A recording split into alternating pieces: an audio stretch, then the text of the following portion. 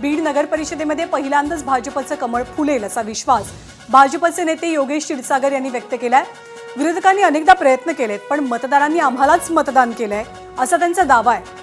निवडणुकीच्या निकालातनं आमचा विजय होईल आणि तो महाराष्ट्राला दिसेल असं क्षीरसागर म्हणतात।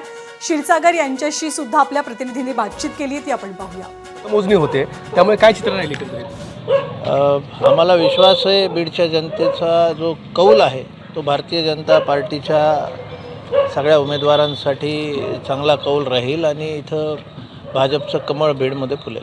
खरं तर ही निवडणूक प्रतिष्ठेची केली होती सगळ्याच नेत्यांनी, आपण पाहिलं असेल, आणि विशेषतः तुम्हा दोघा पती पत्नींना या ठिकाणी हरवण्यासाठी सर्वच नेत्यांनी प्रतिष्ठापना लावली होती। आता सगळेजण आपापले प्रयत्न करतात, पण मतदारांचं जे रिॲक्शन्स आम्ही त्यांच्यासोबत जे बोलत होतो त्यातून स्पष्ट दिसत होतं की यावेळेस भाजपसाठी आणि आमच्या सर्व उमेदवारांसाठी चांगल्या रीतीने मतदार पुढे आलेत आणि चांगल्या प्रमाणात मतदान झालं।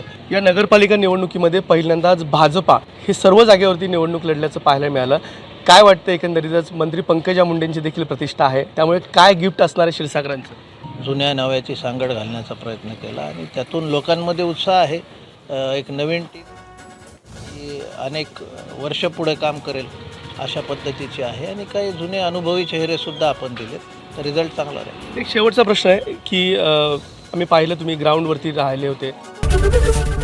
एबीपी माझा, उघडा डोळे बघा नीट।